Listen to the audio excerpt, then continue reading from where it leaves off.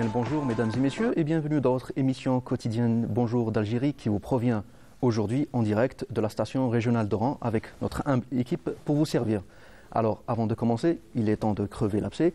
Il est clair que vous vous attendiez à retrouver votre animatrice préférée Iman Mahrougaras à cette heure-ci, mais ne vous en faites pas, elle va bien et n'est pas bien loin. Vous aurez l'occasion de la retrouver mercredi prochain à la même heure.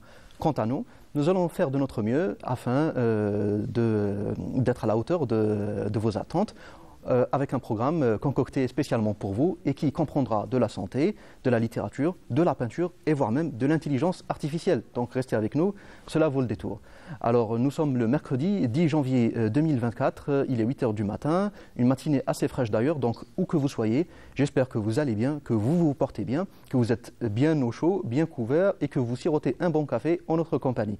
Alors sans plus tarder, nous allons commencer avec le volet santé, avec une petite première pour l'hôpital pédiatrique d'Oran. Nous allons en parler un peu plus en détail, mais avant, une petite chanson pour démarrer et on se retrouve juste après.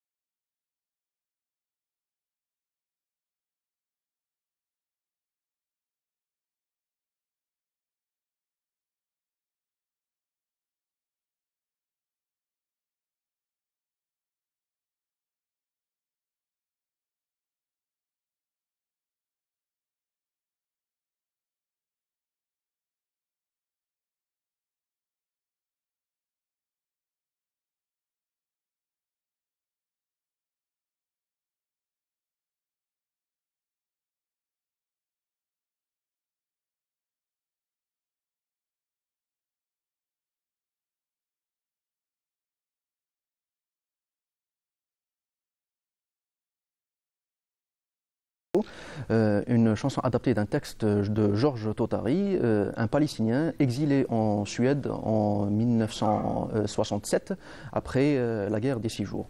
Donc vive la Palestine, libre et indépendante, avec Al-Quds pour capitale. Alors sans plus tarder, nous allons passer au volet santé, où nous allons parler de la première endoscopie interventionnelle qui a eu lieu au niveau de l'hôpital pédiatrique de Canastel. Et à cette occasion, je reçois la professeure chef de service gastrologie au sein de l'hôpital, des professeurs Mimouna Bsahraoui. Madame, merci beaucoup d'avoir accepté notre invitation en dépit d'un programme très très chargé. Merci beaucoup d'être parmi nous aujourd'hui. Merci beaucoup. Et vous n'êtes pas venu seul parce que vous êtes venu avec Dr Mohamed Reda Belkahla qui est gastrologue au sein de l'hôpital. Monsieur, marhaba bik, merci d'avoir accepté notre invitation. Alors nous allons commencer par le commencement, madame. Alors parlez-nous un peu justement de cette initiative, comment elle a démarré. Alors, avant de parler de cette initiative, je tiens à présenter notre établissement, l'EHS Canastel. Alors, je suis chef de service de gastro-entérologie et nutrition pédiatrique à l'EHS Canastel. L'EHS Canastel, c'est un établissement hospitalier spécialisé en pédiatrie. C'est le seul en Algérie hôpital dédié à l'enfant. Oui.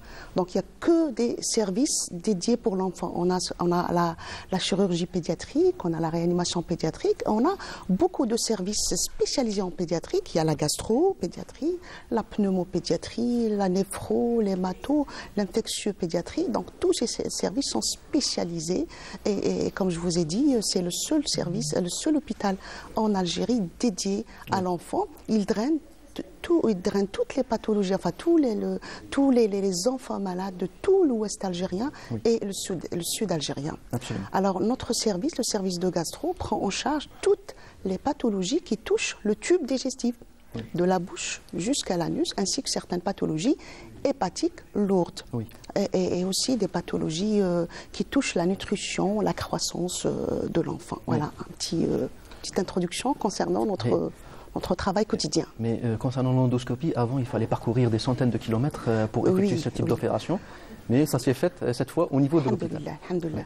Alors, avant de parler de cette endoscopie interventionnelle, il faut bien signaler que l'endoscopie digestive est un moyen très important pour l'exploration du tube digestif. Donc on ne peut pas s'en passer, ni nous les pédiatres, les gastropédiatres ou les gastrologues adultes.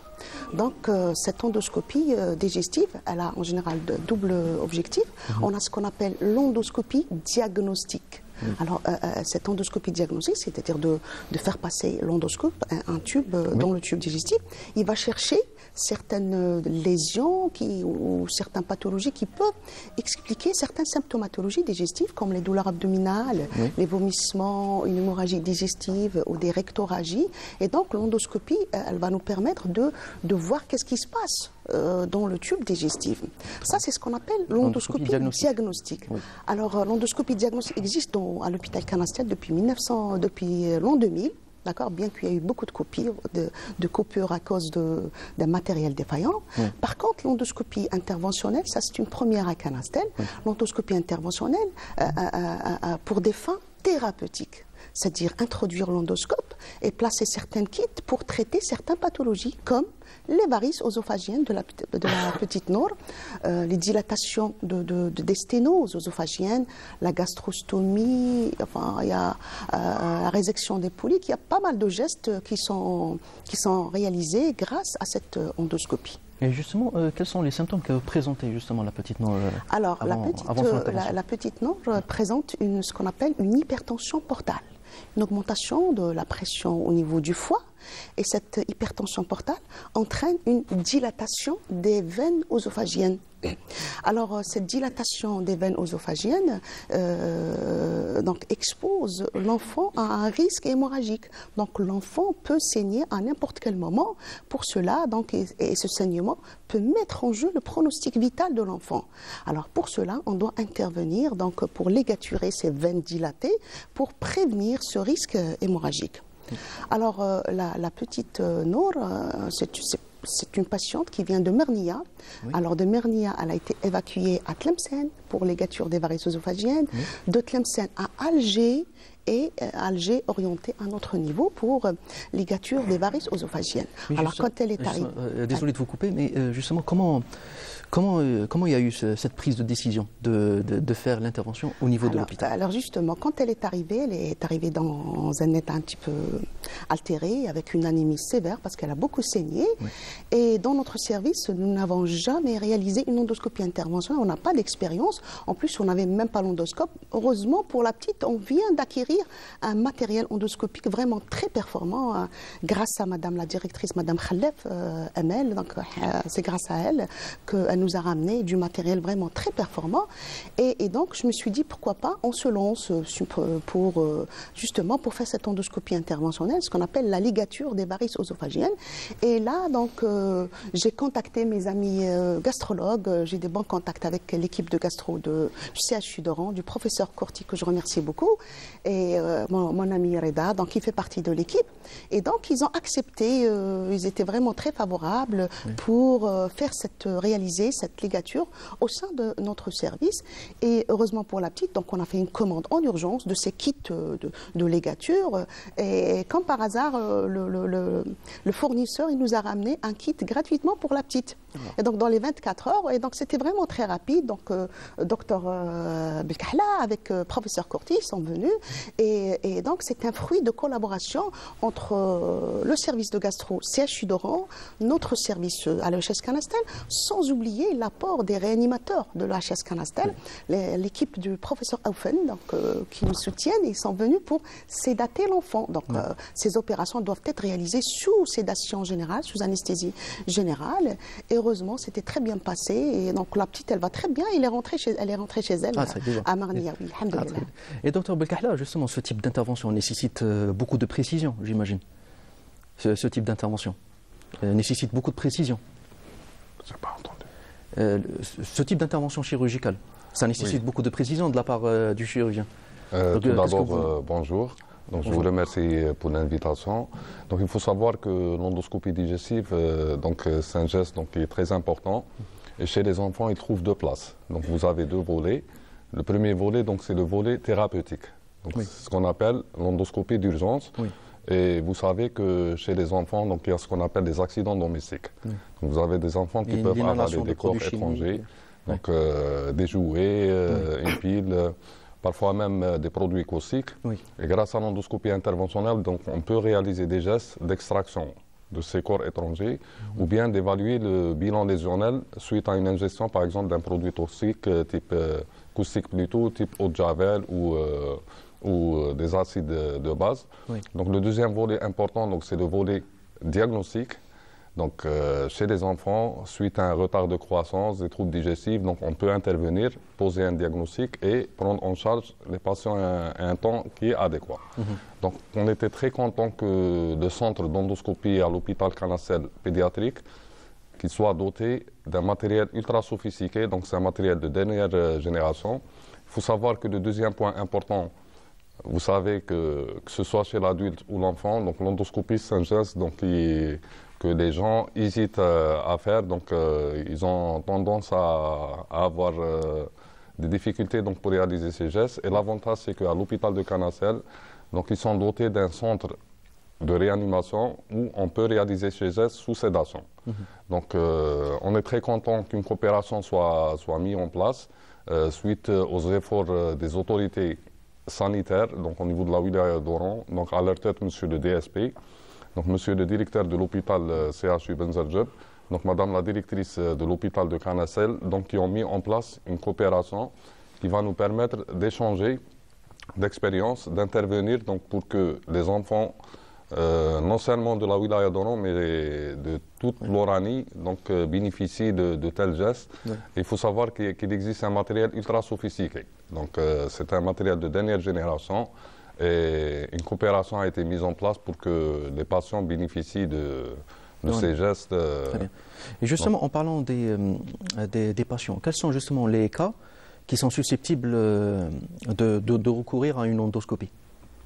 Il faut savoir que nous, en tant que gastro-entérologues, on réalise ces gestes souvent chez les adultes. Donc ce n'est pas les mêmes indications. Mais chez les enfants, avant, au niveau de la wilaya d'Oran, il n'y avait pas de centre qui faisait ce type de geste. Donc il n'y avait pas aussi cette coopération entre gastro-entérologues et pédiatres. Il faut savoir qu'au niveau de la wilaya d'Oran, on est doté d'un hôpital spécialisé en pédiatrie. Et il existe un service spécialisé en gastro-entérologie et l'endoscopie. Donc c'est l'exploration qui va nous permettre de prendre en charge des enfants à temps. Donc de poser des diagnostics et d'améliorer la prise en charge chez les enfants. Et justement, en parlant de ces diagnostics, quels sont justement les cas qui doivent avoir recours? Il faut savoir que ce n'est pas les mêmes indications que chez les adultes. Oui, justement. Donc il y a diverses maladies. Donc généralement chez les enfants, vous avez ce qu'on appelle les allergies alimentaires. Donc vous avez la maladie cœliaque, qui est une maladie qui est très fréquente suite à un retard de croissance, des troubles digestifs, amaigrissement, des vomissements. Donc grâce à l'endoscopie digestive, on peut réaliser une fibroscopie, faire des biopsies et poser le diagnostic de la maladie cœliaque. Vous avez aussi des polypes. Donc les polypes, c'est des lésions précancéreuses et on peut intervenir. Donc grâce à l'endoscopie, on peut déjà les diagnostiquer et on peut réaliser même des gestes thérapeutiques. On peut les enlever pour prévenir le cancer chez les enfants. Très bien. Donc oui. Il y a certains symptômes, par exemple chez l'enfant, qui nécessitent une intervention endoscopique, comme la douleur abdominale. Oui. Une douleur abdominale non expliquée, donc ça nécessite aussi de réaliser une endoscopie à la recherche d'œsophagite ou de gastrite, une inflammation de l'estomac, aller, comme il a dit mon ami, jusqu'au duodénum pour chercher certaines pathologies comme la maladie cœliaque. Il y a des enfants aussi qui présentent des vomissements chroniques inexpliqués, des diarrhées chroniques aussi, des diarrhées chroniques qui vont donc grâce à l'endoscopie, on va diagnostiquer certaines pathologies comme par exemple les maladies inflammatoires chroniques de l'intestin chez l'enfant qui sont vraiment, c'est des pathologies très redoutables et donc si on n'intervient pas à temps, donc l'enfant risque de faire pas mal de complications. Très bien. Et est-ce que cette intervention rentre dans un cadre exceptionnel? Ça doit être fait en urgence et puis on n'en parle plus, ou justement elle va ouvrir la voie justement dorénavant à d'autres possibles interventions en endoscopie? Ah, bien sûr, c'est ça l'objectif. Donc nous avons ouvert la porte pour ce type d'intervention endoscopique, enfin l'endoscopie interventionnelle. Et donc elle va être pratiquée d'une manière, c'est-à-dire permanente. Et donc la preuve, on vient de recevoir pas mal de kits. Ça y est, vous avez déjà reçu. C'est bon, enfin, la directrice elle nous a ramené il y a 2 jours de ça des kits pour ligature, pour extraction de corps étrangers. Pour et vous avez déjà actuellement des cas actuels au niveau de l'hôpital qui nécessitent une endoscopie? Auparavant, quand ils venaient, donc on n'avait pas ni l'endoscopie, ni on faisait rien. Donc, et actuellement, aujourd'hui, vous en avez? Actuellement, c'est bon, bien sûr. Non, vous avez des cas qui nécessitent une endoscopie? Ils sont en train d'attendre, ils sont sur la liste d'attente, bien sûr. On va les convoquer, pour les dilatations, par exemple, de l'œsophage. Il y a certains enfants qui présentent des sténoses œsophagiennes, post-caustiques, des enfants qui prennent des caustiques. Il y a certains patients qui développent une sténose. Et donc, on est obligé d'intervenir pour dilater cet œsophage. Voilà, donc on va voir notre liste et bien sûr, ils vont être convoqués. Et bien sûr, on ouvre la porte à tous nos collègues de tout l'Ouest algérien, s'ils ont des patients, pour qu'ils nous envoient ces patients pour qu'on puisse faire le nécessaire pour eux. Il y avait dernièrement justement une source de l'APS, donc l'agence presse-service, qui avait parlé justement d'une future commande de l'hôpital, du matériel nécessaire pour dorénavant. Effectivement, on a fait une commande pour 2024, j'espère que... Donc c'est pour très bientôt? Je ne sais pas, donc ça dépend de l'administration. Justement, il faut demander d'autres tubes, d'autres endoscopes pour qu'on soit plus accessible, pour que l'activité ne s'arrête pas. C'est ça le problème. Par exemple, depuis 2016 jusqu'à, il n'y a pas longtemps, on ne faisait plus parce que le matériel était défaillant. Donc, vous pouvez dire... On est obligé de se déplacer jusqu'au centre, je pense, donc jusqu'à Alger. Non, on envoie en externe, c'est-à-dire pour des cabinards, parce que ça n'existe pas au niveau des hôpitaux. Et pour tout ce qui est interventionnel, on envoyait sur Alger. Et donc, moi personnellement, j'ai mené un combat pour avoir ce matériel depuis 2016. Alors, je me suis battue pour avoir ce matériel. Alhamdoulilah, pour le moment, grâce aux autorités, donc on vient de recevoir ce matériel. Et donc, je ne souhaiterais pas que, c'est-à-dire, on aura les mêmes problèmes qu'auparavant, c'est-à-dire des coupures. Pour un matériel de défaillance. Pour ça, on a anticipé, donc on a demandé d'autres tubes pour qu'on ne tombe pas en panne. Inch'Allah, l'activité va durer, Inch'Allah. Elle ne va pas s'arrêter. Inch'Allah. Et docteur Belkahla, est-ce qu'il y a des risques d'une endoscopie mal effectuée? Bon, pour les risques, comme tout geste interventionnel, donc il y a des risques, mais il y a aussi... On peut, suite par exemple à un geste, une complication, on peut réaliser des gestes interventionnels. Donc on peut réaliser des gestes, par exemple, si on fait une polypectomie, une résection de polypes, et on fait une perforation. Donc c'est une complication qui est décrite, donc c'est parmi les risques de... Mais en même temps, on peut réaliser des gestes interventionnels. Ça veut dire, suite à une complication, on peut intervenir et réaliser un geste hémostatique, une hémorragie par exemple. Donc le risque il y est, mais il est minime. Donc, ça veut dire qu'on peut intervenir même suite à une complication. Donc c'est ça l'avantage de l'endoscopie interventionnelle. Et le plus important, c'est de réaliser ces gestes sous sédation, donc sous anesthésie. Donc ça va nous permettre de travailler à l'aise Et c'est le confort des patients, notamment des enfants. Donc vous savez que les enfants, c'est... Oui. Voilà, donc on peut intervenir même chez les nourrissons. Ça veut dire que c'est des enfants de Donc, bas âge. justement, est-ce qu'il y a une tranche d'âge concernée? Pardon, il n'y a pas de tranche d'âge. Elle peut être effectuée quel que soit l'âge. Un nourrisson, par exemple, qui prend, par coïncidence, il prend un corps, il avale un corps étranger, on est obligé d'intervenir, quel que soit l'âge, bien sûr. Pour ça, on a demandé pas mal de tubes adaptés aux jeunes nourrissons, l'enfant, le grand enfant, pour qu'on puisse à l'aise pour ces gestes-là. Très bien. Donc, est-ce qu'on peut aujourd'hui affirmer clairement aux téléspectateurs que dorénavant, l'hôpital pédiatrique de Conastel peut intervenir dorénavant pour des endoscopies sur les enfants? Bon, on ne le souhaite à personne, mais au pire des cas.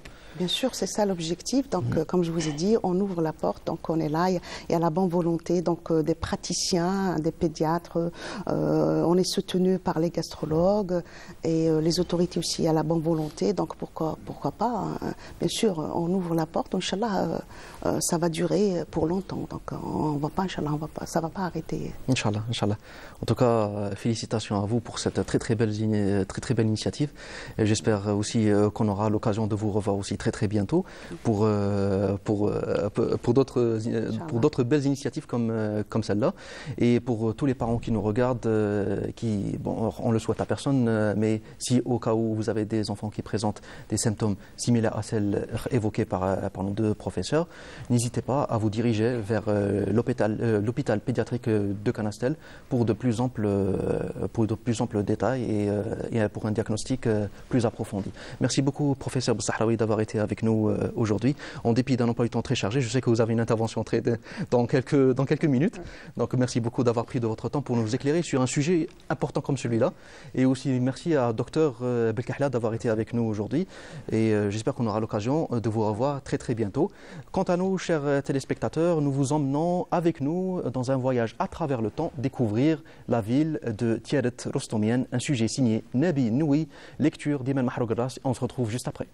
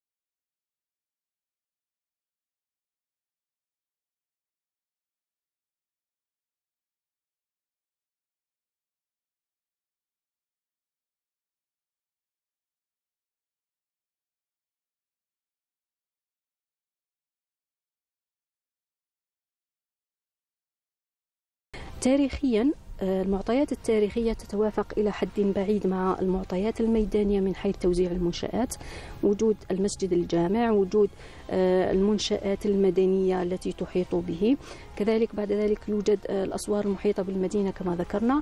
لذلك ورد بالمقارنة نجد أنه ورد في المصادر التاريخية الإشارة إلى 4 أبواب كانت تحيط بسور المدينة، اللي هي الأبواب ال4: باب الصفا، باب المنازل، باب المطاحن، وباب الأندلس.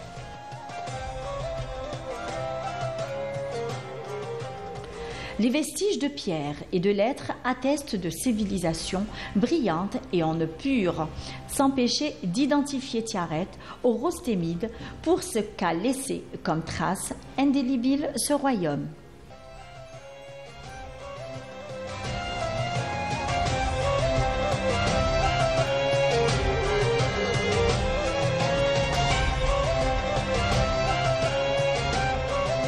هذه المخطوطات عتيقة وقديمة منذ تأسيس الزاوية نهاية القرن السابع عشر إلى القرن الثامن عشر. مصدرها كانت متواجدة بزاوية سيدي عدة ببلدية سيد الحسني، وكذلك نجد مخطوطات أخرى عند العائلة الشيخ سيدي عدة، خاصة العائلة المختارية، الشيخ سيدي محمد المختار.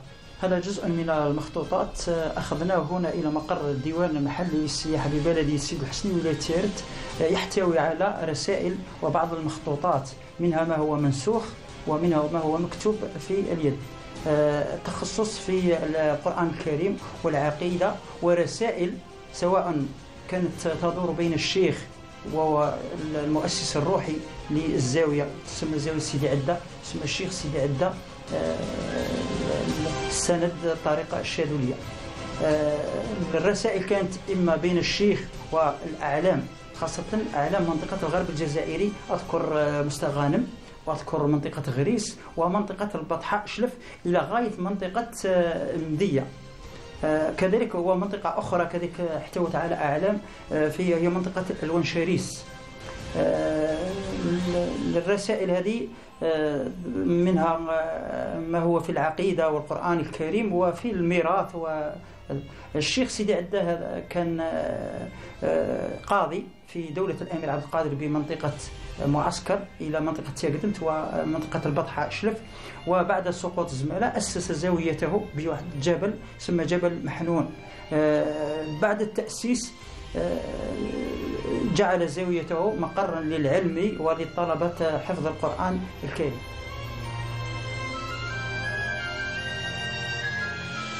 Cette ville qu'il construisit de toutes pièces allait devenir la capitale très excentrique d'un curieux royaume, un royaume d'avertissement théocratique de toutes ces civilisations et cultures, bien que dévastatrices. Il reste actuellement des vestiges qui certifient l'histoire de Tiaret, faisant de cette ville un site archéologique et touristique de premier ordre. Un très beau sujet signé Nabinoui, comme d'habitude d'ailleurs, porté là par la douce et belle voix d'Iman Mahroug Ras pour sa version française. Alors, sans plus tarder, chers téléspectateurs, on va passer au volet littérature avec un auteur assez atypique. Il a plusieurs casquettes à son actif. Il a été journaliste, chercheur en philosophie, romancier et même essayiste. Donc, il est à son 4e ouvrage à son actif.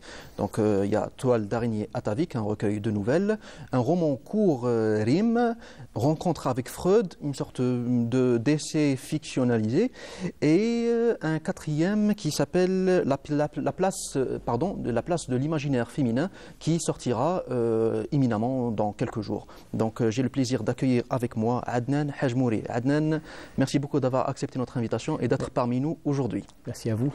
Alors Adnan, donc avant de parler de votre tout dernier ouvrage, quelle place justement accordez-vous justement au principe de l'écriture?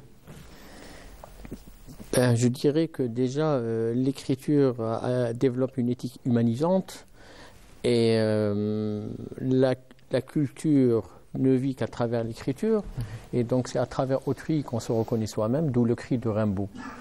Donc, l'acceptation courante du devoir de la culture qui se réactualise se met sous les auspices de Kafka. Très bien. Pour ma part, la lecture comme l'écriture, c'est cette hache qui brise la mer gelée en nous. Est-ce que vous définiriez l'écriture comme un besoin ou un exercice, un plaisir ou plus une écriture d'urgence? Au-delà d'une débauche cathartique qui nous libère et qui met en relief la conception du jeu, je dirais que l'écriture, je définis l'écriture comme suit. C'est l'art de bien dire ce qui m'échappe. Et de cet échappement, je vais coaliser l'aliénation sociale avec l'aliénation signifiante pour permettre le décentrement de l'inconscient. Très bien. Ben justement, en parlant d'inconscient, je pense que vous avez consacré tout un ouvrage là-dessus parce que vous avez réalisé un ouvrage qui s'appelle « Rencontre avec Freud, l'ébullition de l'intériorité ». Donc je ne sais pas si on pourrait avoir un gros plan sur le livre.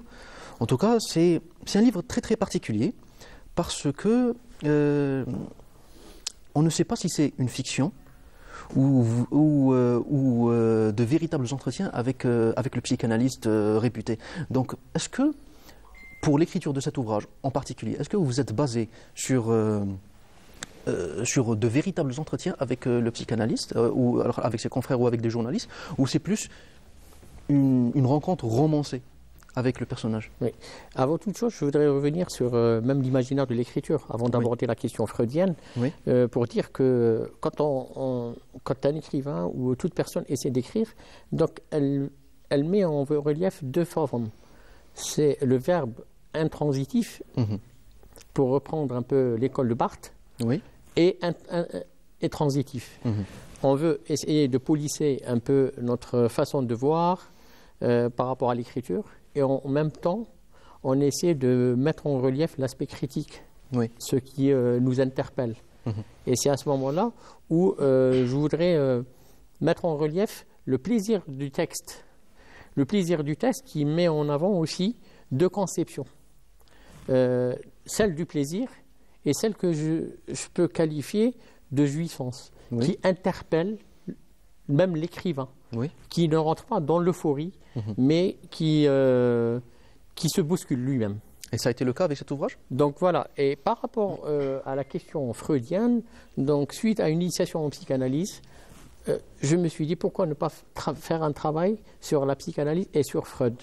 Parce que c'est vrai qu'on aborde les questions d'ordre psychanalytique à tort et à travers. Par exemple, on peut utiliser, même dans les textes romanesques, on retrouve l'idée de l'inconscient, l'idée de la liberté, l'idée du déterminisme, l'idée des actes manqués, des lapsus, mais sans rationalité psychique.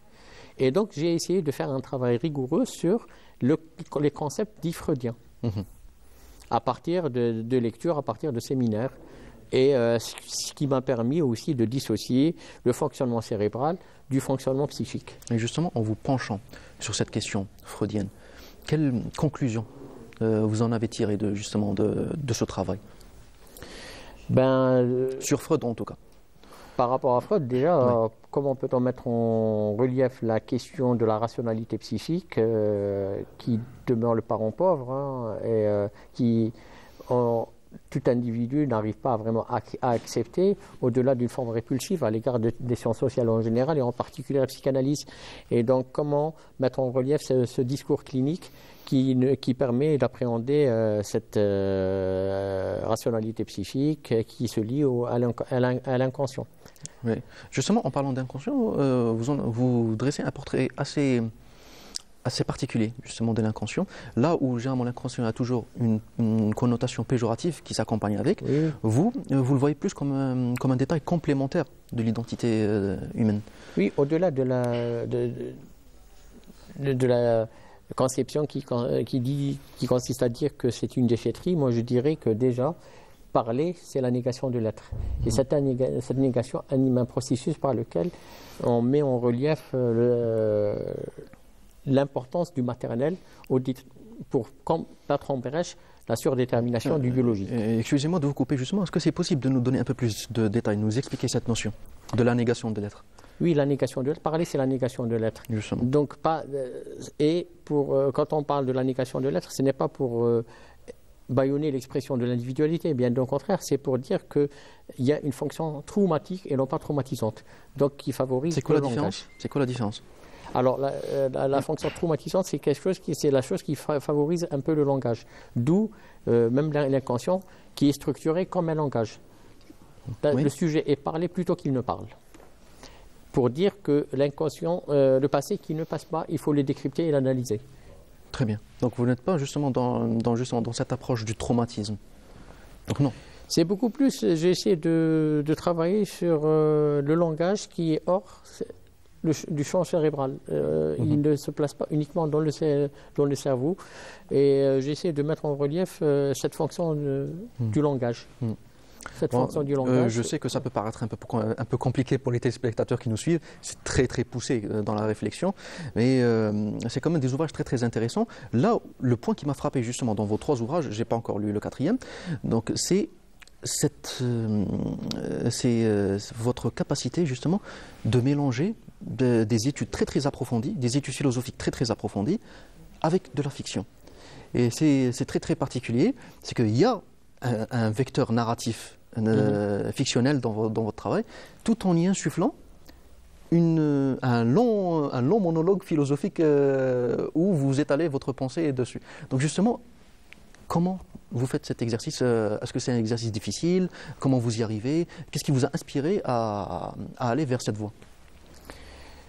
Ce qui m'a intéressé, c'est la valorisation de la pensée et sortir un peu des clichés. Parce que mais là où d'autres confrères se sont directement lancés dans des essais, vous avez toujours insisté sur la fiction. Je prétexte le récit fictionnel pour mettre des mots sur des mots. Oui. Et comment peut-on affronter l'abîme?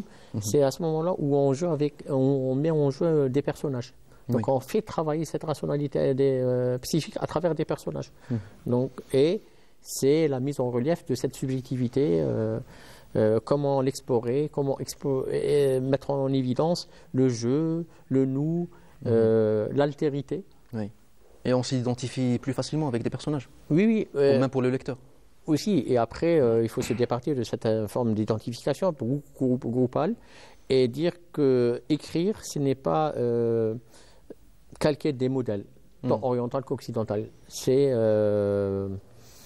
mettre en avant cette subjectivité qui est inhérente à l'existence humaine. Très bien, très bien. Un autre point central qui revient tout au long de votre œuvre en général, donc je parle de tous les livres, c'est aussi la question de la féminité.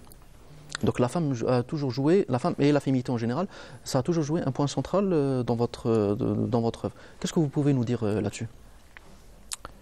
Depuis la nuit des temps, depuis Ibn Arabi, la conception, le féminin a joué un rôle prépondérant. Donc, justement, il est capital de le définir.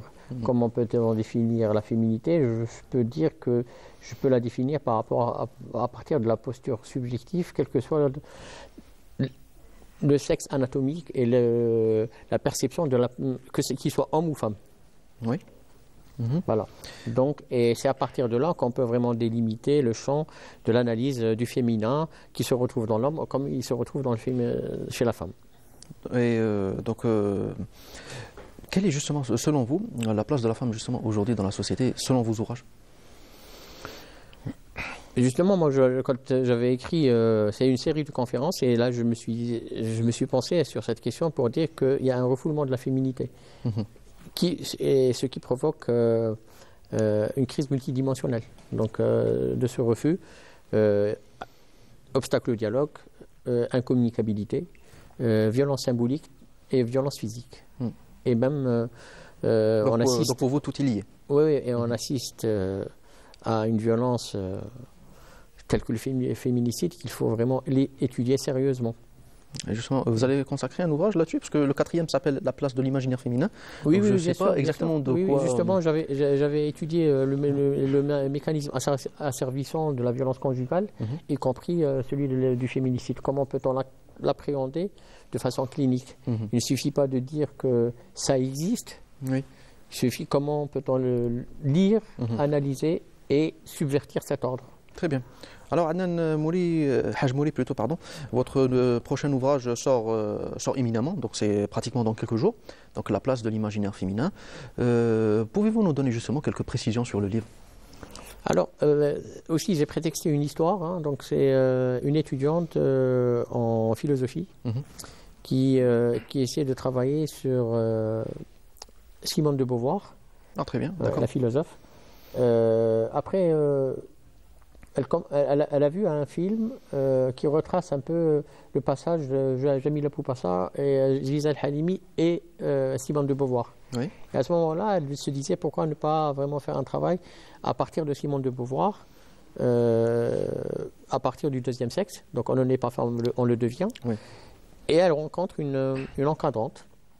Elle essaie de lui expliquer, de donner les prémices de son travail. Elle est d'accord pour l'encadrer et elle lui dit, voilà, si tu veux vraiment travailler cet aspect, il faut sortir un peu du cadre militant et faire preuve d'ingéniosité en mettant en relief les concepts, le travail clinique. Et elle commence à aborder la question. Et donc à travers le travail clinique, j'imagine que vous allez toujours là-dessus, vous allez amener une étude aussi sur le sujet. Oui. Donc elle commence à travailler sur la période du Covid et la violence conjugale. Oui. Et à ce moment-là, elle travaille aussi sur le désir d'émancipation. Comment peut-on travailler ce désir qui se lie à la volonté et en se posant des questions existentielles sur le devenir féminin dans la société algérienne.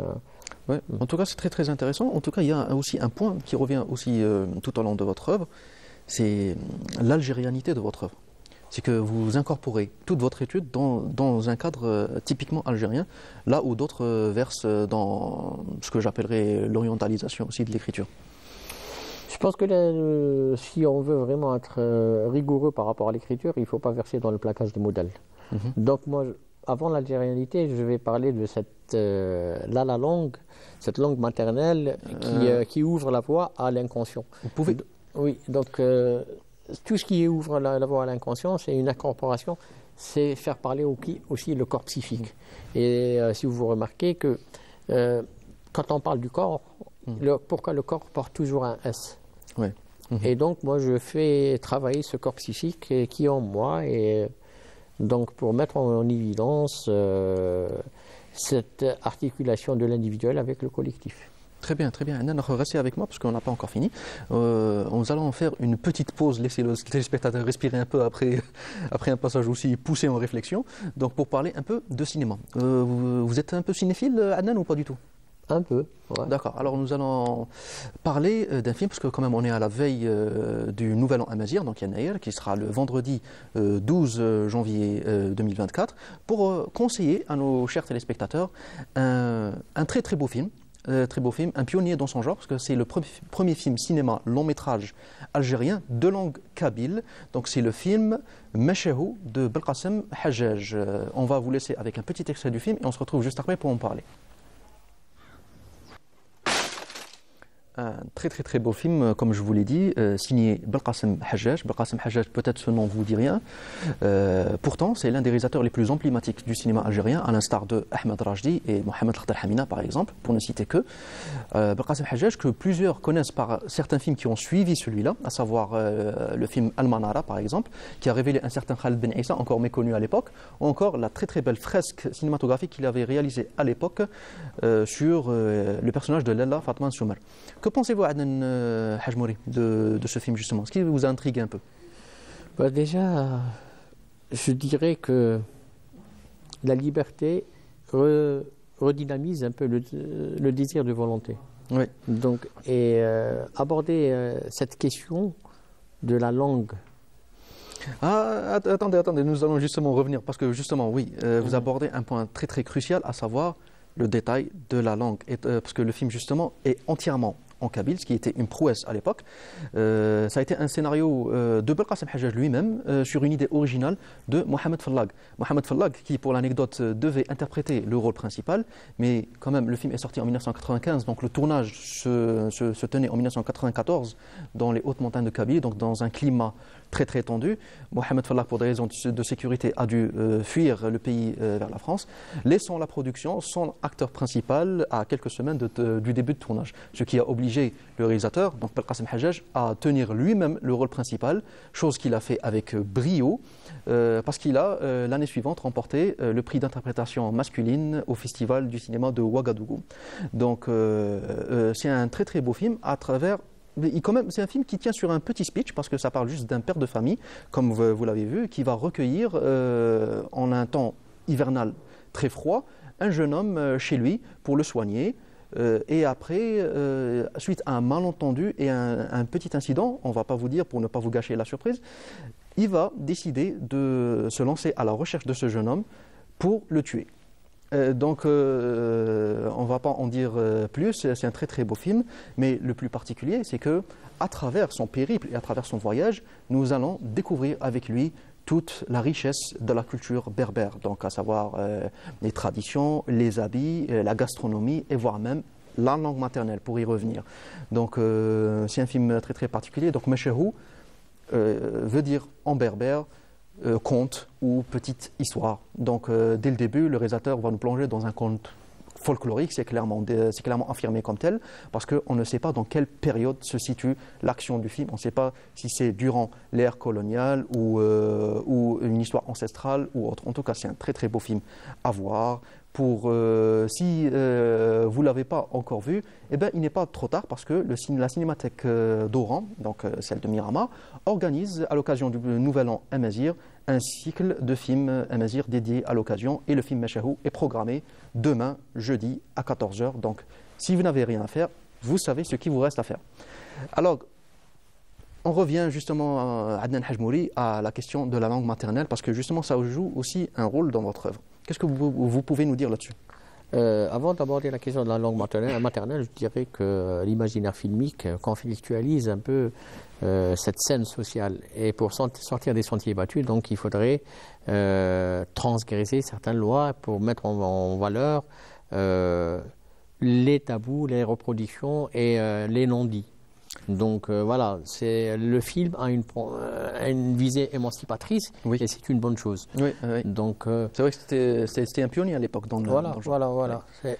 Donc, ce qui est intéressant, c'est de mettre en valeur, de faire un travail sur cette pulsion sociale qui nous guide et qui est à l'intérieur de tout être humain. Justement, là-dessus, vous m'avez rappelé une citation de Assia Jabbar qui avait justement dit que je m'exprime pratiquement en français dans toute ma vie, seulement uniquement lorsque ça revient au sentiment, je ne peux pas le faire avec une langue autre que ma langue maternelle. Ben justement, et insidieusement, peut-être que même Assia Jabbar comme Kateb Yassine, qui met en valeur cette idée d'absence et de butin de guerre, qui faisait un travail énorme sur cette identité qui doit être en perpétuelle actualisation avec les interactions d'autrui.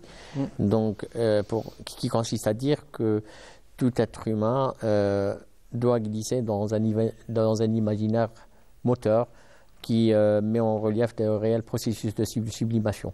Parce que quand on parle de l'art et de l'artistique, on met une valeur dionysiaque. Donc Dionysos, c'est favorisant la création, l'art de la création et de la méditation et de la réflexion. Une dernière question pour vous, c'est plus une question à titre subjectif.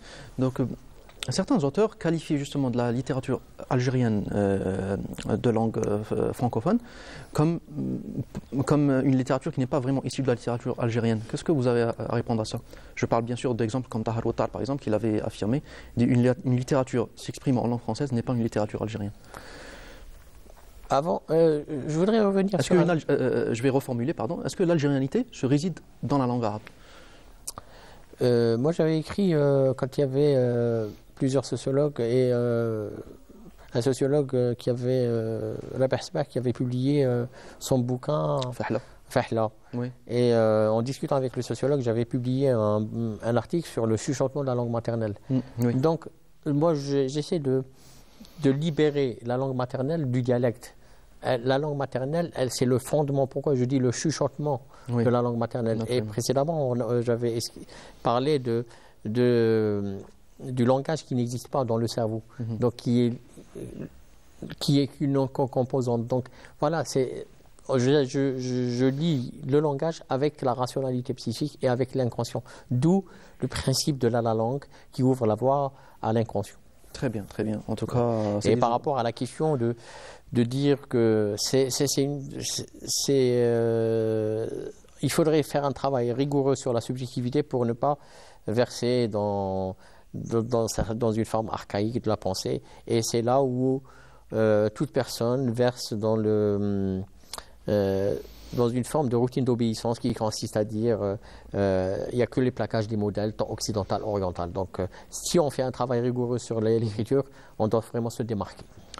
En tout cas, c'est des ouvrages qui poussent à la réflexion, et avec des ouvrages comme tels, eh bien, c'est un excellent remède contre la médiocrité. Merci beaucoup, Adnan, d'avoir été avec nous aujourd'hui. J'espère qu'on vous verra très très bientôt. Vous avez un prochain ouvrage à vos... Normalement, vous êtes en préparation d'un nouvel ouvrage qui devrait sortir en juin, c'est ça? Oui. Eh ben... Sur la philosophie comme étant une hygiène de vie et faire travailler un peu l'école stoïcienne sur le... Comme parfois, il nous arrive aussi de parler d'être stoïque. Pourquoi? Et que signifie le stoïcisme dans notre vie quotidienne par rapport à la liberté, par rapport au désir. J'espère que vous serez parmi nous pour en parler plus en détail. Ben oui, espérons. Oui, rendez-vous pris alors. Très bien, merci. D'accord. Merci beaucoup Adnan. Et on continue, chers téléspectateurs, avec l'intelligence artificielle. Mais tout d'abord, un sujet sur un portrait sur Wahid Amir, entrepreneur en intelligence artificielle. Un sujet signé Salim Skandar et on se retrouve juste après. Une première en Algérie, une entreprise spécialisée dans la communication qui crée des avatars à travers l'intelligence artificielle. C'est le projet ingénieux de Wahid afin de proposer à ses clients des services professionnels.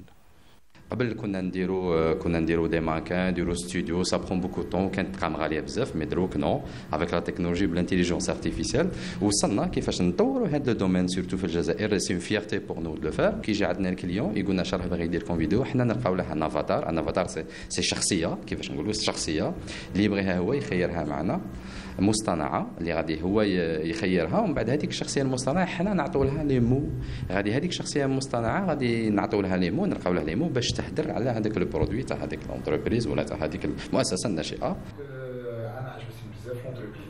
Cette agence de communication vise principalement les spots publicitaires en proposant des alternatives innovantes et de très haute qualité. مع سمارت كونسلتينغ باش نروج السلسله تاعي في الجزائر بطريقه ذكيه تكنولوجيه. هما عندهم يوجدوا لك البرودوي تاعك كسوا في مجال في وقت قياسي وذو جوده عاليه واحترافيه، وهذه الحاجه جديده بزاف سورتو في العصر تاعنا. يستعملوا الطريقه التكنولوجيا الحديثه اللي يساعدونا باش نسوقوا المواد تاعنا والاجهزه اللي عندنا بالتكلفه فريمون صغيره بزاف. حنا نعاونوا بزاف هذه المؤسسات الناشئه ولا ما المؤسسات الكبيره نعطوا لهم ان برودوي اللي حتى واحد ما عنده كيفا تيغي كيفاش نقولوا ان برودوي بيرتينون اللي غادي يعاونهم بطريقه جديده. بور لو مومون رانا في الانتيليجونس ارتيفيسيال وان شاء الله الخطره الجايه غادي نكونوا في لا رياليتي اوغمونتي الله ربي يكتب. L'investissement dans ce secteur digital en pleine croissance pourrait être une aubaine pour la commercialisation des produits et l'économie du pays. Un secteur digital en pleine croissance, effectivement. Merci beaucoup Salim Skandar pour ce sujet. Et nous allons parler maintenant plus en détail sur l'intelligence artificielle qui prend de plus en plus d'espace dans notre vie quotidienne aujourd'hui, au point de devenir une véritable menace pour certains. Donc pour en parler plus en détail, j'ai le plaisir d'accueillir avec moi aujourd'hui Nassim Ranim, qui est graphiste, designer, qui va nous en parler. Nassim Ranim, marhaba bik, bienvenue avec nous. Merci beaucoup d'avoir accepté notre invitation. Plaisir pour moi. Alors, bon, déjà, avant tout, on va vous présenter Nassim. Alors, vous êtes cadre dans un grand groupe hôtelier de l'Ouest. Et donc, vous vous occupez de tout ce qui est digital, infographie, création de contenu. Donc, vous baignez dans le numérique. Ouais, c'est un peu donc, ça. Vous êtes vraiment la personne idéale pour un peu nous éclairer sur la question de l'intelligence artificielle qui prend une place maintenant prépondérante dans notre vie quotidienne de tous les jours. Avant de rentrer dans les détails, donnez-nous un peu une idée, justement. Qu'est-ce que c'est que cette intelligence artificielle? Alors, bonjour, merci de m'avoir invité encore une fois à cette émission. Alors, tout le monde a une vague connaissance sur l'intelligence artificielle. plus appelé communément l'IA. Ou l'AI selon l'AI selon le langage utilisé. Absolument. Ouais, alors c'est l'IA, l'intelligence artificielle, c'est un ensemble de technologies, algorithmes qui permet de raisonner et de simuler l'intelligence humaine, on va dire. D'accord. Donc on a inculqué aux machines, à des machines telles que des PC, des microprocesseurs, des logiciels, des interfaces numériques, informatiques, afin d'interagir avec nous selon nos critères de à travers le calcul intensif. Oui, c'est ça. Très bien. Et ça a démarré vers quelle décennie? Elle a débuté dès les années 50, on va dire. Oui. Très bien. Oui, les premiers, donc bien avant Internet. Oui, bien avant Internet. Les premières intelligences étaient... L'une des premières d'ailleurs intelligences a été une intelligence artificielle qui permet de jouer aux échecs. Ah d'accord. Oui. D'accord. Donc simultanément avec un système. Avec un système ou avec un humain. Ah d'accord, carrément. Oui. D'accord. Oui. Oui. Donc depuis les années 50, elle ne cesse de croître. Donc ça a commencé au début en tant que jeu. Enfin, c'était dans un cadre de jeu vidéo. Pas que. Enfin, jeu vidéo, on va... Oui. Jeu virtuel, on va dire. D'un jeu interactif, on va dire. Et après, après, en fil en aiguille, ça commence à... Est-ce qu'il y a eu, par exemple, une période, un point culminant, où ça a vraiment explosé? Est-ce que ça a été avec Internet ou ça a été bien avant? Non, je crois avec l'avènement de l'Internet, ça s'est propulsé à un niveau, d'ailleurs, en ce moment, le domaine d'application des intelligences est tellement vaste que des finances, de la médecine et même de l'audiovisuel, ça impacte. Oui, justement, parce que maintenant il y a même en termes d'effets spéciaux. Oui, bien sûr. Donc c'est uniquement maintenant, c'est uniquement sous intelligence artificielle. Oui. C'est ça. Donc, et dans votre cas en particulier, donc vous êtes dans le graphic design. Est-ce que vous avez ressenti une certaine différence avec l'émergence de l'intelligence artificielle par rapport à ce que vous faisiez avant avec les anciens logiciels? Non, au contraire, je prends la bonne partie des choses, on va dire. J'ai pris cette technologie, je me suis adapté. Je suis comment on appelle ça, un early adapter. Voilà. Oui. J'essaie tout ce qui concerne l'infographie et le design. Non, je prends ça comme une bonne occasion pour développer, pour enrichir mon travail et avoir une certaine qualité de prestation. Parce que justement, il y avait plusieurs de vos confrères donc, justement, qui avaient cité certains logiciels comme Midjourney par exemple, comme une réelle menace à la créativité artistique, on va dire, et à l'effort créatif d'un graphic designer. Qu'est-ce que vous pouvez répondre par rapport à ça? Est-ce que vous confirmez cela ou vous dites que non, au contraire, ça peut être complémentaire? Non, ça peut avoir un impact positif. Ça dépend de notre vision des choses, on va dire. Je suis très sensible à l'intelligence artificielle et la propriété intellectuelle. Prenez l'intelligence qu'elle reproduit, elle copie des œuvres, peut même menacer la créativité originale. Mais cependant, d'un autre côté, elle peut avoir un atout formidable. Elle peut s'avérer être un outil d'assistance, ouvrant de nouvelles perspectives, de nouvelles tendances créatives. Même avec ChatGPT, par exemple, qui plusieurs, justement, avaient dit qu'il violait justement le droit intellectuel et les droits d'auteur, propriété intellectuelle, notamment de la part des universitaires. Oui, bon, la question se pose toujours. Des grands chercheurs et des scientifiques en débattent tous les jours. C'est assez délicat comme sujet, mais on va dire on doit prendre le bon côté des choses. Après chaque révolution industrielle, numérique, c'était le cas de Google, Wikipédia par exemple au début. Ça a toujours été justement on le voit comme une menace et après comme un atout. Donc est-ce que vous pouvez dire que c'est aussi pareil pour des logiciels comme ChatGPT? Oui, c'est pareil. Il y avait ChatGPT, Midjourney. Pour ma part, dans mon travail, je l'utilise quotidiennement afin d'améliorer et d'avoir une certaine qualité de produit sans dépasser la question de l'éthique. Voilà. Donc, est-ce que vous confirmez qu'on peut obtenir quelque chose de qualité avec ces logiciels? Oui, bien sûr. Il faut savoir juste maîtriser les outils à disposition. Et justement, pour vous, une dernière question. Quel est le parfait milieu, le juste milieu, comme solution que vous pouvez proposer afin de continuer à travailler tout en complémentarité avec cette intelligence artificielle qu'on ne peut plus renier d'ailleurs. On ne peut plus faire semblant qu'elle n'existe pas parce qu'aujourd'hui elle est omniprésente. Quelle solution pour vous pour s'adapter et pour travailler communément avec ça. Maintenant, avec en communion, pardon. Oui, cette intelligence qui est un peu partout dans le domaine, dans les finances, dans l'industrie, dans la médecine, l'audiovisuel, la créativité, etc. On doit s'adapter. On doit s'adapter et on doit faire avec. Et on doit avoir une certaine éthique personnelle. C'est un travail en soi qui va se faire en premier lieu. Je trouve que ces technologies peuvent apporter une amélioration significative dans notre raisonnement, notre vie quotidienne, notre façon de travailler. Et c'est tout bénef, on va dire.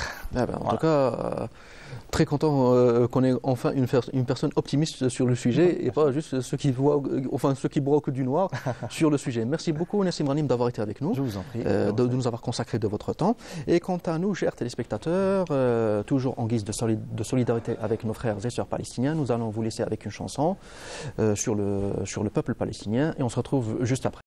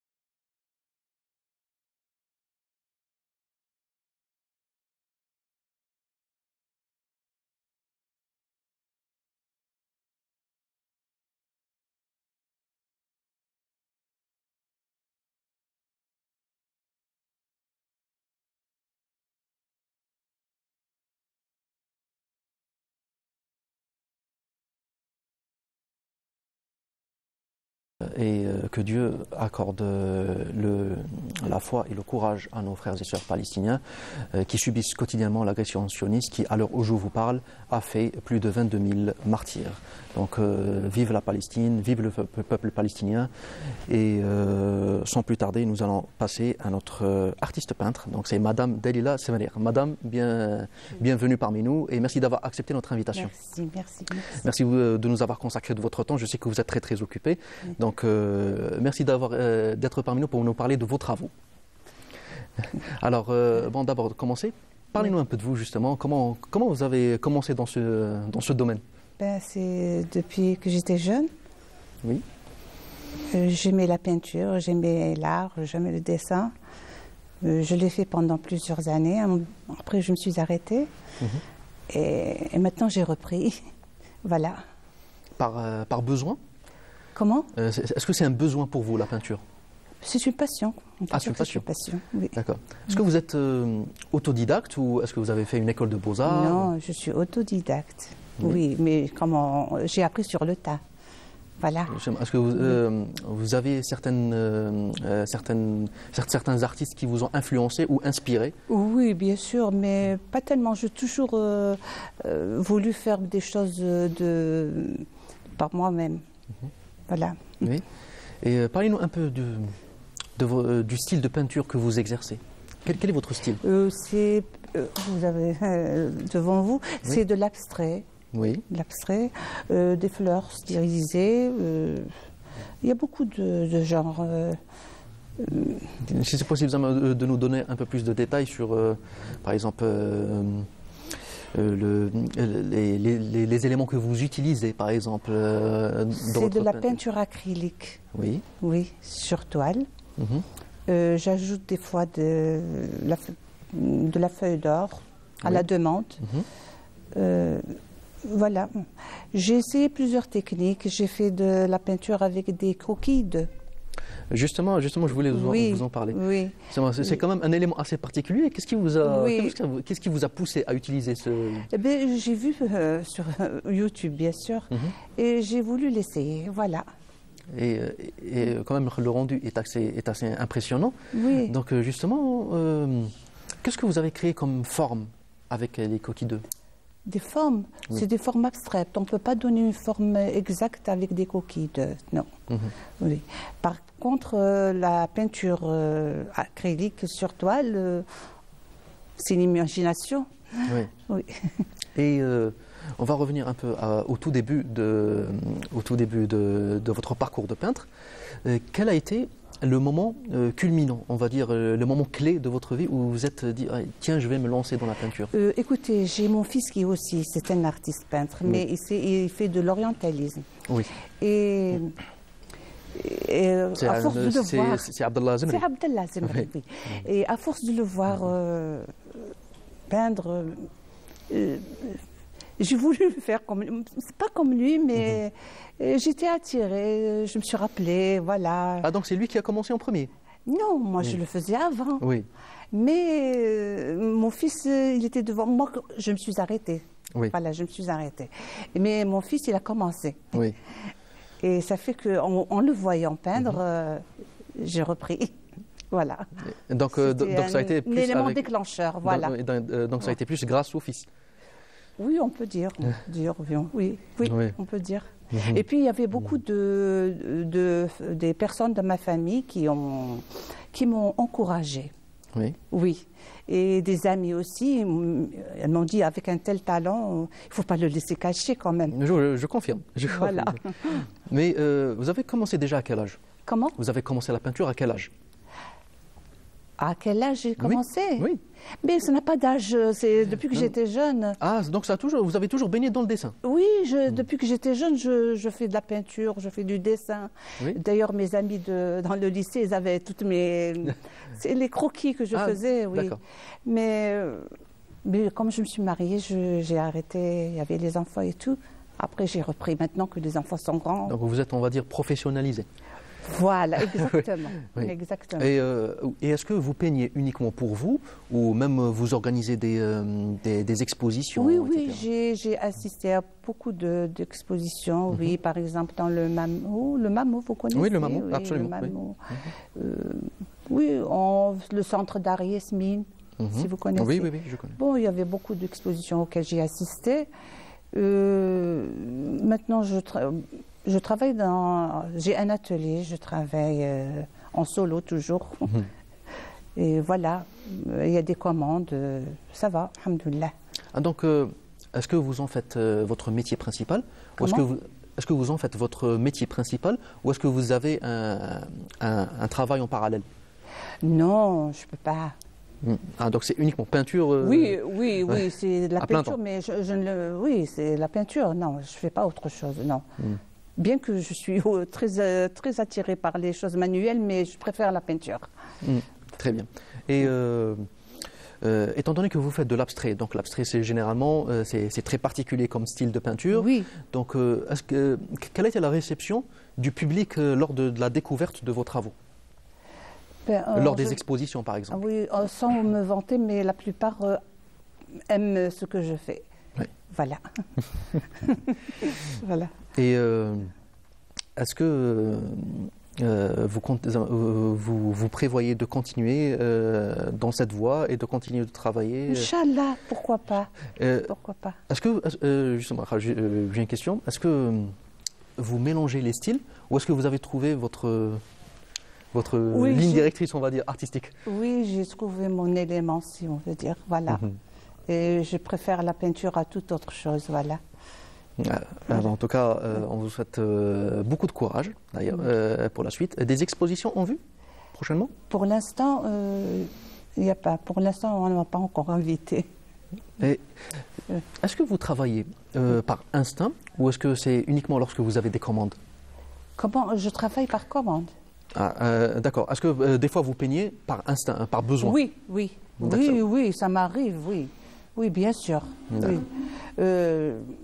Oui, oui, je peux dire que ça m'arrive de faire de temps en temps des tableaux pour moi. Oui, oui, c'est plus par passion, comme des pulsions à exorciser. Oui, voilà. Oui. En tout cas, merci beaucoup, madame. Est-ce que vous avez une date d'une prochaine exposition, par exemple? Pour l'instant, pas encore? Pas encore. En tout cas, n'hésitez pas à nous tenir au courant. Nous nous ferons un plaisir d'être présents parce qu'un travail de ce genre mérite toute l'attention et la reconnaissance nécessaire. Merci beaucoup, madame Dalila Semler, d'avoir été avec nous. Merci. Et on continue, chers téléspectateurs, avec une chanson et on retrouve juste après. La réalité d'une société qui perd de plus en plus ses valeurs et son humanité. Alors, on continue avec notre dernier plateau, mesdames et messieurs, toujours dans l'artisanat, avec madame Noura Sellel. Noura Sellel, marhaba bik, bienvenue parmi nous et merci d'avoir accepté notre invitation. ميرسي شكرا صباح الخير عليكم شكرا على هذه الدعوة وعلى الاستضافة صباح الخير عليكم كاع صباح الخير على المتفرجين الكرام اللي يشوفوا فينا في هذه الصبيحة نتمنوا لهم نهار مبروك ونهار الحمد لله يا رب رزقنا بشوية نو ان شاء الله انا متفائلين بها خير ça tombe bien parce qu'il a plu hier soir. والبارح ان شاء الله الحمد لله يا ربي يشفينا وغاتنا برحمه ان شاء الله يا رب ان شاء الله. Alors Noura Sellel, vous êtes artisane. Et vous faites partie aussi d'une association. جمعية رئيسة جمعية تكوين والتشغيل المرأة حنان السياحية. Donc si c'est possible de nous donner un peu, de nous parler de l'association, de ses activités. D'accord. جمعية حنان هي مختصة في عدة مجالات. تكوين بريد الخياطة، التجميل، الحلاقة، الطبخ، الحلويات، وميمطون عندنا معارض يعني في كل المناسبات. Très bien. عندنا نكونوا شيرات في كل المجالات، ما عندناش احنا لاج محدد ولا كاع الأعمار. كاع الأعمار وحنا نكونوا في إطار يعني دايرين مع تكوين مهني نمدوهم شهادات تاعهم في الإعلام الآلي في كاع المجالات وميمطو ثاني نتوسطوا لهم على الخدمه ثاني كما كيسحقوا كيكملوا من عندنا التربص نتوسطوا لهم ثاني في مجال العمل. Mais c'est quoi les cycles de formation les plus demandés chez l'association? خياطة. خياطة. D'accord, la couture. Et est-ce que كاين نسمح لي كاين نساء كبارات وكانوا اساتذه كان طبيبات يتكونوا في مجال الخياطة. d'accord. Très bien. Par passion. باسيون ميم تقول لك انا من صغري كنت باغي نديرها. من صغري كنت حابه نديرها دوك من كبرت ديت لا روتري تاعي نروح تكوين مهني ما يقبلونيش بريفير نروح الجمعيه نتعلم ميم طون نتلاقى مع ناس مع شيرات مع شو تبدل الجو بدل الجو على روحها. Et justement quel est enfin combien dure la formation, le créneau? Ça dépend. La coiffeuse 6 mois, la couture 6 mois, esthétique 4 mois. كل فورماسيون عندها المراحل. Donc 4 mois c'est une initiation ou c'est une maîtrise? Donc c'est juste pour les mettre dans le bain ou est-ce que ils vont finir avec une maîtrise sur يكملوا كاع دايرين كونفونسيون مع التكوين المهني. داكور. يعطوهم لي زاتيستاسيون تاعهم عندنا مراحل. عندنا مراحل كاين تاع 3 شهور كاين تاع 6 موا كاين اعلام آلي 6 موا يتخرجوا على 6 شهور. ميم انفورماتيك. وعندنا انفورماتيك وعلى 6 شهور يتخرجوا. يعني عندنا مراحل حسب التنسيق ديالنا مع سي اف بي تاع الاخر. D'accord. Et les formateurs? عندنا. Non, enfin, ils viennent de quel secteur? De l'éducation nationale? عندنا لا كاين اللي جايبينهم من الاخر كاين جايبينهم تكوين مهني كاين جايبينهم على يد العالم. D'accord, très bien. Et j'imagine que c'est avec des attestations agréées par l'État. Par l'État. Donc ils peuvent après exercer dans le domaine professionnel. يديروهم تيست ونفوتوهم الحمد لله يا ربي زعما ما عندناش اشكال في هذا الموضوع. D'accord, très bien. Et donc en dehors du milieu associatif, vous êtes aussi membre de la chambre d'artisanat. D'accord. Vous pouvez aussi nous parler de votre rôle? وفي الغرفة تاع الصناعة التقليدية تاعنا تاع وهران حنا حرفيين متشاركين معهم كل مناسبة نديروا معارض. نشكر السيد طهراوي بهذه المناسبة يعني اللي سمح لنا الفرصة كل خطرة يعني يوفي بالوعد تاعه ويكون يعني في المستوى يكون في المستوى الحمد لله يا ربي. كل خطرة نشاطات كل خطرة معارض كل خطرة نديروا معرض الحمد لله يا ربي زعما. Et justement les expositions qu'est-ce que vous proposez? كيما نورمالمون اليوم ان شاء الله نديروا معرض في الغرفة تاع الارتيزان نديروا تاع يناير. معرض تاع يناير يعني مختلف كاين كل. Et donc j'imagine c'est avec la très belle décoration que vous nous avez ramenée. Donc vous pouvez un peu nous présenter justement ces très beaux paniers. احنا كيما يناير التقاليد تاعنا احنا في الجزائر معروفة. من بكري معروفه احنا ما نسمحوش فيها ماشي غير في الناير كاع المناسبات كاع مناسبات الاعياد الوطنيه والدينيه وكاع مناسبات فوالا احنا بالشعب الجزائري ما سمحناش في التقاليد تاعنا الحمد لله يا ربي. كل موسم عنده تقاليد تاعو. احنا كيما الناير نديروا مخلط نديروا القفات هذو تاع دراري صغار كاين نقولها ميدونه كاين يقولها قفه. احنا بالقبايه نقولوا لها تاع ضلعث طلعت ونديروا الطياب واحد كيفاش هذا شيء طيب. كاين يدير شخشوخه، كاين يدير رقاق، كاين يدير حنا نديروا مقفول، حنا قبايل نديروا مقفول. Par contre, pour chercher, je ne savais pas que certaines familles يجي كاين مسفوف. Oui. يجيب الفول، يجيب الحمص، يجي فيه 7 صوالح. 7 خضر. D'accord. نفوروهم ونديروا بالقديد. Oui. بيض البن. نديروا عشاء، نعرضوا العائله كاع الحباب لا فامي كاع تتلم. ونقسموا على الصغار في الليل، نحطوا غريان في القصعه، نفرغوا عليه ذاك المخلط، يكون نوفوني، غريان يكون نوفوني، نفرغوا عليه ذاك المخلط، نقسموا نديروا اتاي، نديروا سهره، ونطلبوا ربي يكون علينا عام خير. وعام تاع فلاحه ثاني يدخل علينا بالصحه والهنا. ان شاء الله ان شاء الله. وحنا تاع الناير نوجدوا له، غير يدخل جونفي نبداو نوجدوا له. D'accord. Justement, ça prend beaucoup de temps pour la préparation. يعني حسب الامكانيات. Et est-ce que c'est chaque année vous organisez les mêmes types de décorations ou est-ce que chaque année vous dites لا كل خطره نبدلوا. d'accord. كل خطره نبدلوا، كل خطره اش نديروا فيه. كل خطره نديروا تجديد. يعني ذاك التقاليد تاعنا حنا ما نسمحوش فيها، بصح كل خطره نضيفوا لها لمسه. Et parlez-nous justement un peu de la nouveauté, la nouvelle touche que vous avez ramenée cette fois pour cette année. كيما هذا العام عندي معرض في ما يخص لباس تقليدي. يعني ما يخص لباس تقليدي للقبائل، عندنا تاع بكري وعندنا تاع دروك. يعني كاين العصري وكاين التقليدي. العصر التقليدي تاعنا هو شي ضفنا له غير لمسه خفيفه، كيما احنا مضارين نديروا الميدونه وسنا دايرين هاد القفف صغار، ولي كنا دراري نقسموا لهم وينوض ديك الفوضى وكاع ونعمروهم ديريكت، غير تدخل هاك تاعك ما تكون شويه فوضى، عارف العائله دراري صغار ما عطيتينيش بزاف وما عطيتي، هي الاحسن نوجدوهم نحزموهم نخلوا غير داك اللي نديروا فيه الغريان فرغوا يلا. Très bien, madame. Et justement, madame, la question que je me pose, c'est comment vous avez commencé dans ce domaine? Est-ce que vous avez toujours baigné dans un milieu comme celui-là, ou est-ce qu'à un moment donné, vous avez décidé de... شو أنا من الأول كنت خياطة. D'accord. خياطة. والأسوسياسيون كونتها على جال النساء، أبقى عارف واحد كيكون يبغي يدير حاجة ما ينجمش يديرها. Oui. كاين اللي ما عندهاش، كاين نقص امكانيات، كاين كل واحد ما عندهاش، كل وحده ما عندهاش. انت كي تحس بهذيك الحاجه النقص اللي ما لقيتهاش انت وتوفر لك، تسيي تعطيه للناس اكثر منك. هذا التجربه هذه تاع انا بديتها من روحي بديتها من روحي.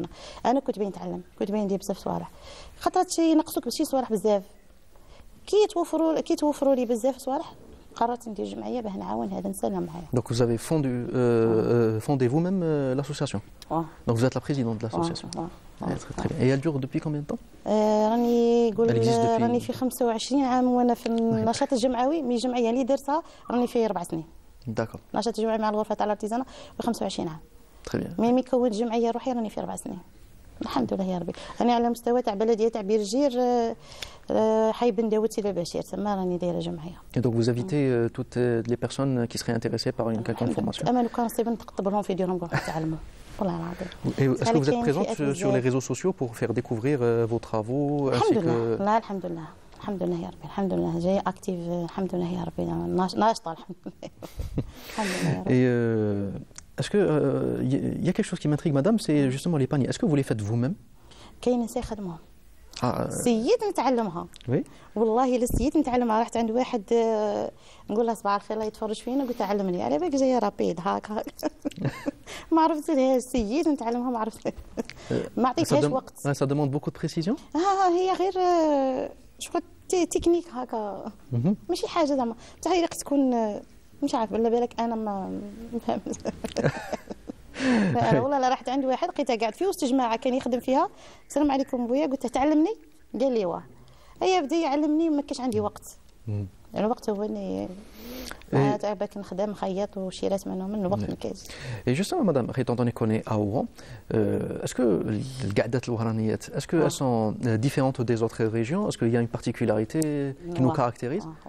كل قعده تختلف على الاخرى، كيما قعده القبائل وقعده تاع وهران وتاع تلمسان وتاع ماشي كيف كل قاعده عندها الاخر. Justement, et c'est quoi la particularité تاع؟ لا تختلف، كاين بزاف صوالح مختلفين على القعده تاع القبائل، كاين شي صوالح مختلفين، كاين عندهم قعده بعد القعده ديفيرون، القعده ديفيرون، كيما هنا وهنا عندهم هذاك الحاف، وعندهم كيما حنا قبائل عندنا غير بورابح تاع قبائل، عندنا الفوطه، وعندنا كل واحد عنده القعده تاعهم. كيما لاتوني ثاني كاين البلوزه الوهرانيه، وكاين لباس قبائل، كل بلاد وعندها اللمسه تاعها وعندها اللبسه تاعها. ما حدا كيفاه. عندنا البلوزه الوهرانيه تاع بكري وتاع دروك ثاني ديفيرون.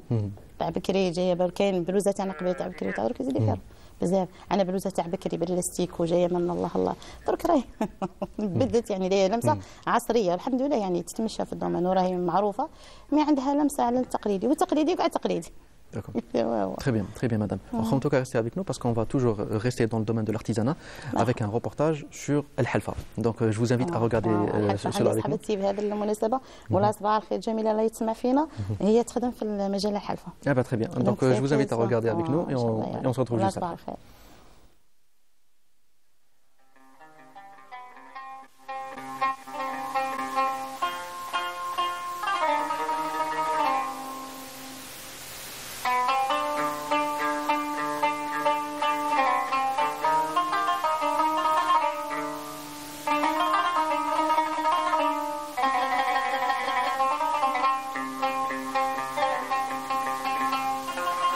أنا الحسين محمد نسكن في حي محمد بوضياف بلدية حاسبوني والأصل من غليزان عين طريق. الحرفة هذه ملي كنت صغير مولا 15 عام كان بويا يخدم هذا الخدمة هي نسميها كيما هكا ونبدا نديرو الدوم كيما هكا ونخدم نواسي كيما هو حتى وليت نخدمها باقي من ثم نخدمها دائما كي نقعد ما نكونش خدام ما نجمعش انا غير هكا يليق لك نخدم نبقى نخدم فيها في الدار هكا في الزنقه وين ما نروح نخدم. هي كنت نقعد هنا حدا الحيط وندير الصلايدين ونبقى نضرب كيما هكا ولاو الناس يجيو يدوماندوني على الصوالح كل واحد اش يقول لي. هي حتى وليت نخدمها بزاف دروك ملي ولات بزاف عليا الخدمه ما وليش نقدر نقولهم كاع اللي دومانديني على حاجه صوالح بزاف كل واحد يدوماندي. هي وليت نجيب هذه الحلفه والدوم من مين نجيبهم هذه الحلفه؟ من جبل هكا من جهه ما بين بوفاطيس والعين البيضاء ومن جبل القحر هكا. انت تروح تجيبهم؟ وانا نروح نجيبهم ما دروك هذه قفه مولاها مدوماندينا كيما كان نورمالمون القفه ما تجيش كيما هكا ساعات كيما هكا وتجي دايره حطيت على هنايا باش يديروا فيها كسره خبز يديروها هكا قفه دايره كبيره. وهذاك راه وين مني هي الكسكاس والله غادي تشوف الصباح. الو دير الكسكاس واش دير ثاني؟ الموقع هذا أمينا تاع كسرة كان بالحلفة والدوم وهذا أمينا بالحلفة والبلاستيك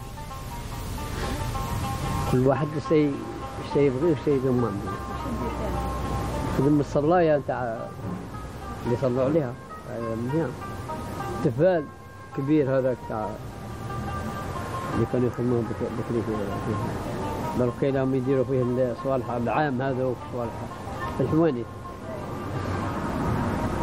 والميدونات هذوك منا كاع كساكي تاع الطعام كيما السعبه هذه نلحق فيها يومين باهي نكملها خاطر عاد نخدمها كاع نهاره الصباح الليل ولا فيها هذا فيها نهارها. الجوارين هنايا ما قبلونيش نروح الجوارين هنايا كاع كل ما شاء الله هذا الغاشي هنايا الصغير في الكبير من الليل ما كاش اللي يبغيني ندرك باش نروح منها ما كاش نهار اللي ما نكونش هنايا يبداو يسقطوا عليا دروك انا ما كيما هكذا لو كان نصيب بلاصه نتاع محل وين ندير صوالحي وكل شيء ثم نبدا نخدم اللي جانا عينا نتبعوا فيهم باش يتعلموا باش يتعلم يقول لك انا هذه واش من فايده فيها نخدم بها انا يومين ما نبيعهاش ب60 عاد حوس على الدراهم بزاف حوس يجيب الدراهم ما حوس شويه يتعلم هذه ولادنا ما بغاوش يتعلموها. هذه الحرفه تاع جدودنا شوفي وحنا نتبعوا فيها شوفي انايا ما رانيش كيما نقولوا ناجح فيها ونفعتني في مصروف ولا حاجه هي ماناش باغيها تنترك فهم ما نحوسوش عليها تنترك رانا نتبعوا فيها هكا على خاطر لو كان انا نقول ما عنديش الفايده نحبس والاخر يحبس تروح كل شيء بصح رانا نتبعوا فيها هكا مادام بنادم صحته ويدمر رانا نمسوا فيها هكا.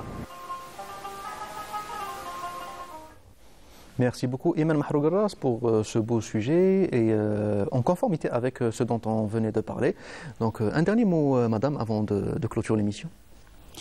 والله أنا نقول لكم إن شاء الله بمناسبة يوم يناير إن شاء الله يدخل علينا بالصحة والهنا إن شاء الله هذا النو هذه ما تحبش حتى الأرض تاعنا تروى ويخرج الورد شباب يكون شباب كيما الألوان تاع الناير.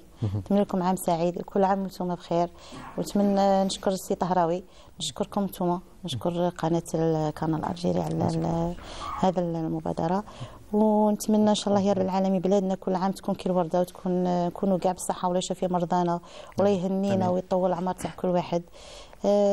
نتمنى ان شاء الله من ربي سبحانه وتعالى كل عام نكونوا بصحه والهنا ان شاء الله. ان شاء الله مدام. وغدوه ان شاء الله عندنا معرض في الغرفه تاع الارتيزانات تاع ميرامار. مرحبا بكم. عندنا معرض في الاقامه الجامعيه نيميرو 5 اللي بغى يجي يحضر ثاني مرحبا به. ومرحبا بكم ابواب تاع الجمعيه اللي بغات تتعلم مرحبا بها كبيره صغيره حتى دراري ثاني نعلموا حتى دراري علمنا مكوافير علمنا خياطه يبغى يدير فورماسيون مرحبا به وان شاء الله ربي يهنينا ويطول عمرك ان شاء الله. ان شاء الله سكويسه مكاز كل سكويسه ان شاء الله غادي في الصحه والهنا ان شاء الله هاني لي بخير ان شاء الله يتمنى كاش حاجه ان شاء الله يا رب العالمين غادي يدور المرغوبيت ان شاء الله ربي ينجح كل امنا ان شاء الله يا ربي كل عام احنا بالف خير وصحه والهنا. شكرا تنمير صحيت بارك الله فيك صحيت هكا عين ربي ان شاء الله كل مجالات هكا فقط ان شاء الله يا رب العالمين. ان شاء الله. ميرسي بوكو.